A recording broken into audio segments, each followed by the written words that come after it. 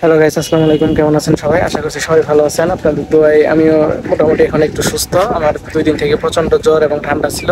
তো গাইস, আমি আরেকটা বিষয় নিয়ে কথা বলতে চাই যে 2 দিন থেকে আরেকটা বিষয় আমি খুব খেয়াল করতেছি যে হচ্ছে একজন মহিলা তার হাজবেন্ডকে বাঁচানোর জন্য তার হচ্ছে একটা কিডনি দিয়ে দিছে, কিন্তু তার হাজবেন্ড এতটাই বেইমান, এতটাই স্বার্থপর, মানে কি পরিমাণ মানুষ বেইমান হলে এই ধরনের কাজ করতে পারে যে তার ওয়াইফের এক মানে তার ওয়াইফের একটা কিডনি দিয়ে দেওয়ার পরেও সে হচ্ছে তার ওয়াইফের সাথে বেইমানি করছে। মানে বেইমানির মাত্রাটা কি লেভেলে মানে চলে গেছে, মানুষের উপর থেকে দিন দিন মানুষের বিশ্বাস একদম মানে হারাই যাইতেছে।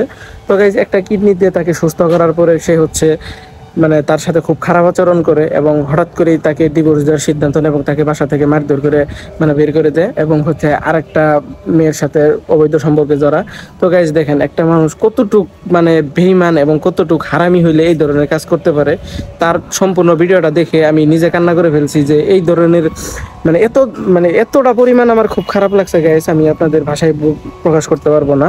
এবং হচ্ছে মানে তার হাজবেন্ডটা কি লেভেলের বেইমান আপনারা একবার মানে জাস্ট ইমাজিন করেন যে সে কোন লেভেলের বেইমান। এবং দেখেন, যখন সে প্রক্রিয়ায় চায় সেটা তার ওয়াইফ জানতে পারে যে এখন সে মানে প্রক্রিয়া করতেছে, কিন্তু অনেকবার বলছে, বলার পরও সে হচ্ছে শুনে নাই। তারপর থেকে মারধর শুরু করে এবং অনেকভাবে তার ওয়াইফ তাকে বোঝানোর চেষ্টা করছে যে এই ধরনের কাজ করে না, আমার সাথে এরকম প্রতারণা করে না। তখন তাকে ডিভোর্স দেওয়ার সিদ্ধান্ত নেয়। ডিভোর্স দেওয়ার সিদ্ধান্ত নেওয়ার পরে যখন তার কিডনির কথা বলা হয় যে আমি তোমাকে কিডনি দিয়ে সুস্থ করলাম আর তুমি আমার সাথে এই ধরনের মানে করতেছো, তখন ওই প্রক্রিয়ার যে মহিলাটা আছে সেই মহিলাটা হচ্ছে তার স্বামীকে নানান ধরনের কুপরামর্শ দেয়, যার কারণে হচ্ছে তাকে মানে তার ওয়াইফকে বাসা থেকে মানে তার হাজবেন্ড বের করে দেয়। গত 3-4 দিন আগে তাকে বের করে দেওয়া হয়েছে। তো গাইজ দেখেন, মানুষের উপর থেকে মানুষের বিশ্বাস একদমই দিন দিন হারাই যেতেছে। মানে কি লেভেলের মানুষ বেইমান হইলে, কি লেভেলের প্রতারক হইলে এই ধরনের কাজ গাইজ করতে পারে। তো আমার এখন মানে যেটা মনে হচ্ছে সেটা হচ্ছে তার ওয়াইফ যদি তার হাজবেন্ডের কাছ থেকে তার কিডনিটা ফেরত নেয়, সেটাই হবে তার জন্য চরম প্রতিশোধ। তো দেখা যায় গাইজ শেষ পর্যন্ত কি হয়।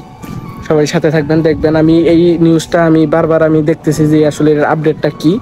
তবে গাইস, আমার খুবই খারাপ লাগছে। এখন যদি তার ওয়াইফ তার হাজবেন্ডের কাছ থেকে তার কিডনিটা নিয়ে নেয়, সেটাই হবে তার জন্য একদমই চরম প্রতিশোধ, মানে চরম প্রতিশোধ হবে এটাই।